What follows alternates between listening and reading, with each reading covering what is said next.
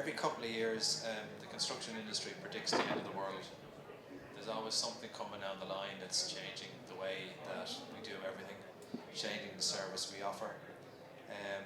Some fundamental change is going to change the status quo that we're all familiar with. In 2005, it was the Safety, Health and Welfare at Work construction regulations and the guidelines that followed from that. The coverage was a bit extreme. We were all going to go to jail. If we weren't going to go to jail, we were going to retire, we were going to be out of business. But the status quo wasn't going to stay the same.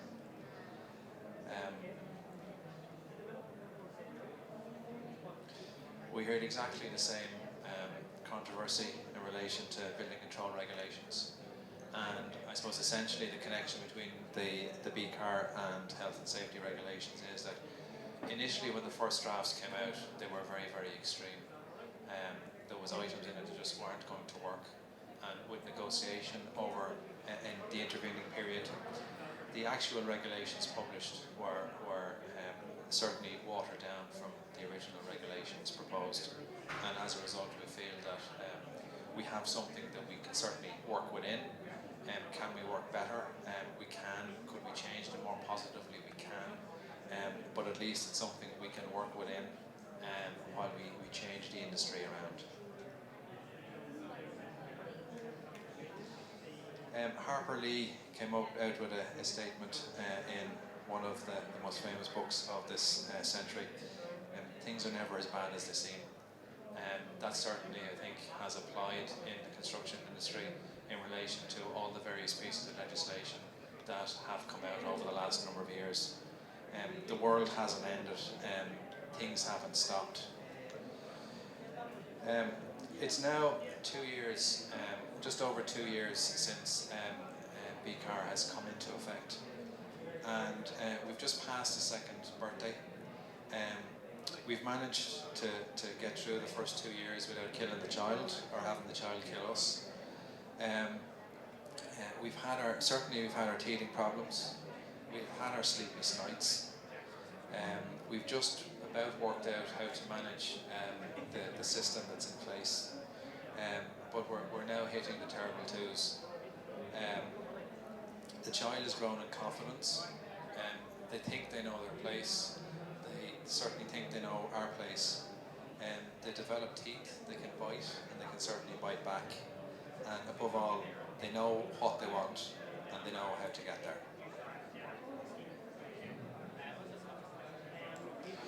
The BCMS, the Building Control Management System, was supposed to be the panacea to solve all our problems. The huge mountains of information that we're going to have to compile for each project, we can upload them all digitally. It's going to be great, it's going to be nice and simple. Hasn't quite worked that way. It's certainly worked a lot better in the last 6 months than it has previously. But there's still plenty of problems with the technology involved. The system is run by the local government management agency, who don't have adequate resources to do what they have to do. It's remote from the local authorities, so that means while we deal directly with the local authority, we submit stuff up onto the BCMS system. But if there's any difficulties or if there's any problems in what we have uploaded and something needs to be deleted or something needs to be amended, the local authority have to deal directly with the BCMS. The local authority have to deal directly with the local government management agency. It's another loop, and every loop you have causes problems. It slows down things, and it creates difficulties. Technical guidance documents, we're all familiar with them. Technical guidance documents outline the regulations and outline a way in which we can comply with the regulations. We've had them for quite a while. Amendments are slow. Certainly, Technical Guidance Document B for fire is currently being amended. There's a lot of anomalies in the documentation. There's a lot of gaps. They're designed for specific, simple circumstances, simple, straightforward buildings. There isn't too many buildings that fall into that simple, straightforward category. With more use of innovative design, innovative materials, we're challenging the boundaries the whole time, and the technical guidance documents, unfortunately, are restricting us in too many ways.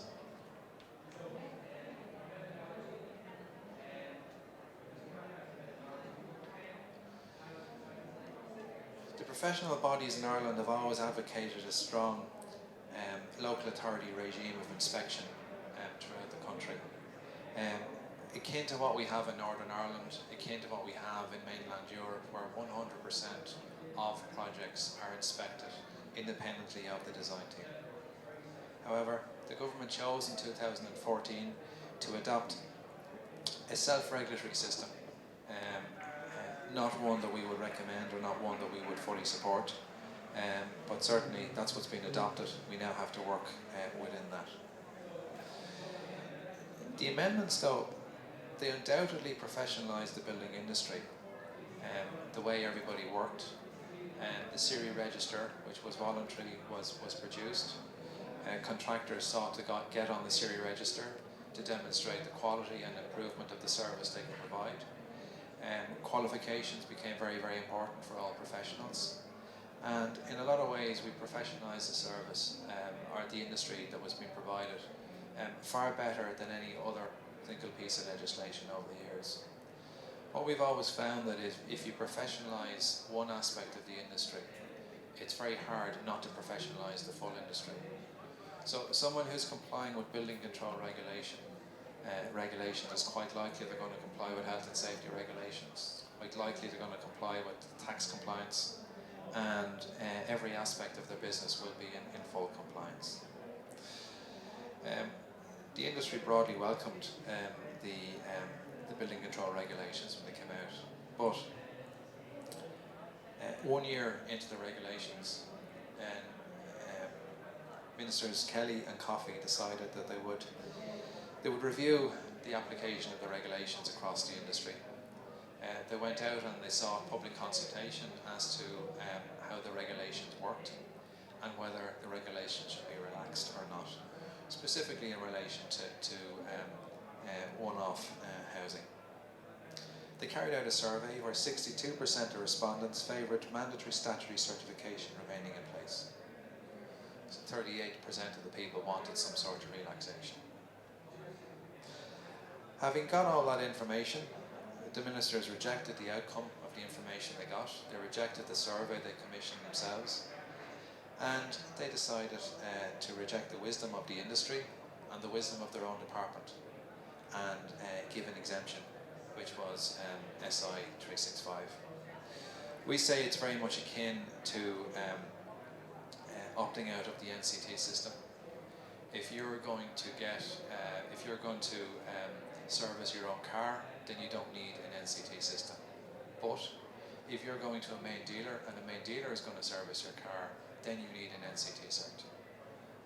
It doesn't make sense. It's not logical. You're taking out the vulnerable sector of the industry. You're taking out the sector of the industry that is more likely to have difficulties.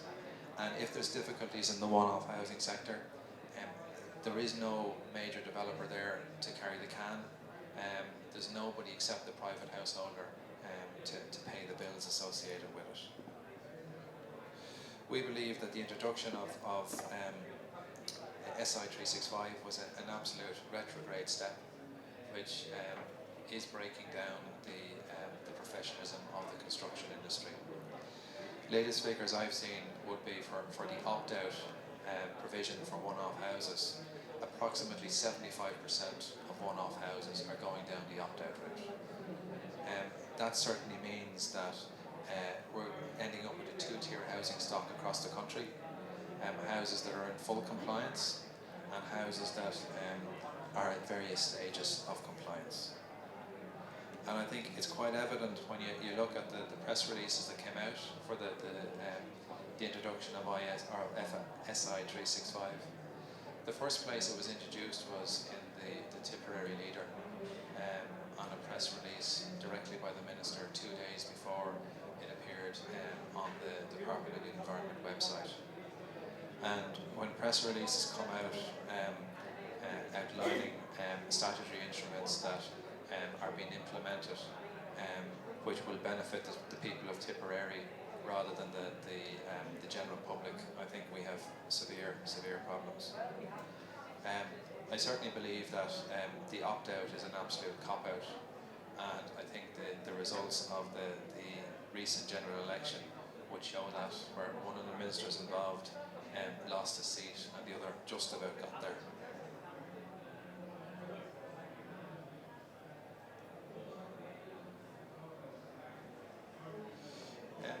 We have major problems at the moment in relation to design certs, where we have assigned certifiers who compile documentation and submit documentation to the Building Control Authority.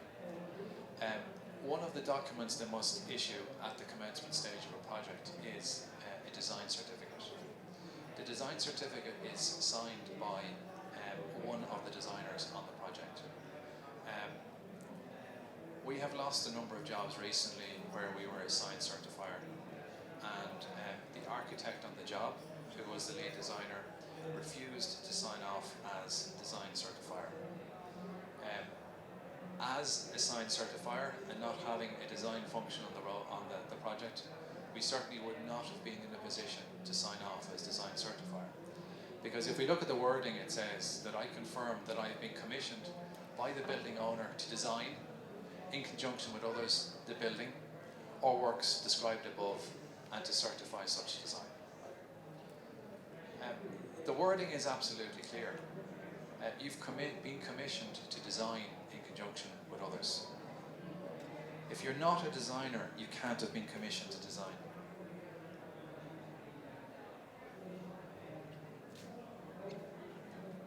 When it comes to paragraph 4, we have a similar statement.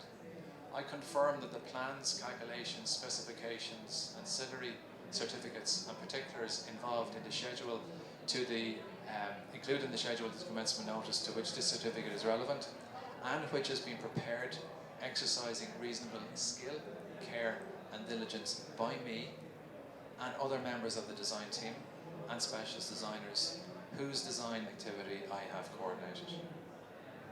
Now, if an assigned certifier is appointed 2 or 3 weeks before commencement on a project that has been designed over a period of a year with a substantial planning application and a substantial fire cert, there is absolutely no way that anyone can jump in at that stage and say that they have designed that and signed that as a design certifier.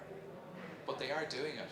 There are people out there who are signing forms like that, and it's clear on their own website that they don't even call themselves designers, and they look to be appointed as design certifier, as assigned certifiers on the basis they're not designers, and they are independent of the process.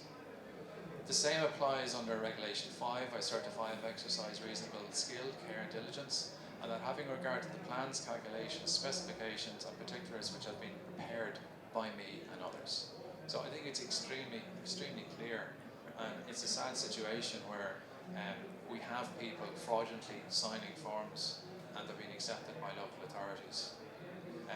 We brought this up recently with the Department of the Environment, and the Department of the Environment will be 100% in agreement that a design certifier has to have been involved in the design of the project and can't be somebody independently who comes in and spends a week or 2 reviewing a design. They just can't fill out those forms. We're of the view that they have committed a breach of a statutory duty, and as a result, they should be prosecuted for breaches like that. We've other significant issues in relation to due dates on projects. We have to identify a completion date for a project. There is an option to notify 3 weeks in advance. So 3 weeks in advance we could notify the local authority that we are finishing on, for example, the 15th of the month. The day before that we have to issue our certs. And if we issue our certs the day before that, we can get entered onto the register. If we're on the register, the building can be occupied. If we're not on the register, the building cannot be occupied. It's as simple as that. The problem arises as you get close to your completion date. If you can see the work on site is not going to be ready, what do you do at that stage? The guidelines don't give any recommendation to suggest that you can move that completion date. They would indicate that everything must start again. And when things first started, everything did start again. So if 3 days before your due date you realise, look, we're not going to be ready for another week, we want to move the date on, there typically isn't the option for that. And that therefore puts everybody under pressure. You have clients want to open because whatever the building is, they have somebody lined up to go into it.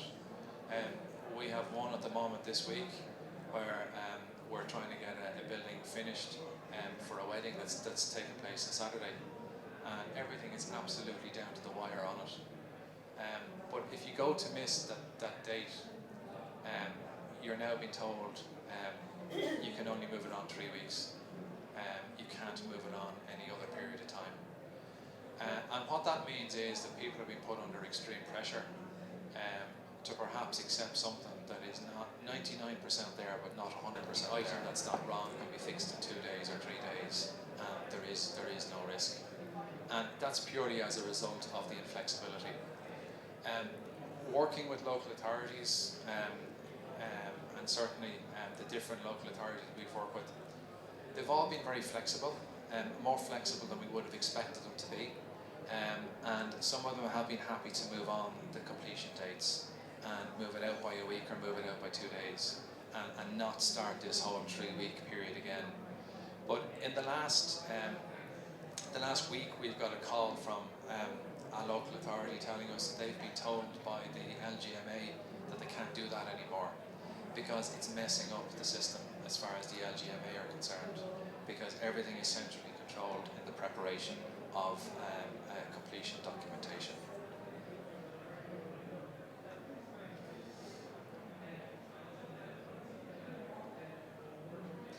So I suppose a summary of the system to date, it comes back to a famous slogan that was on an election a number of years ago, a lot done but more to do.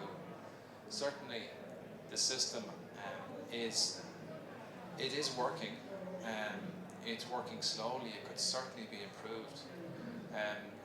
I certainly think the quality of projects certainly has to increase. I know the level of inspection that's taken place is more than we had envisaged would take place, and it's very, very positive to see it. We're happy to see local authority inspectors on site, because by seeing them on site we know generally standards are going to increase and standards are going to improve.